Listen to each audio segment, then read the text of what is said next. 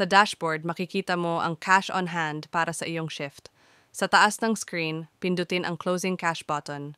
Lalabas ang closing cash o ending shift report form. Sa ibaba, pindutin ang close shift button. Pagkatapos, may lalabas na cash count form. Ilagay ang quantity per bills na meron ka.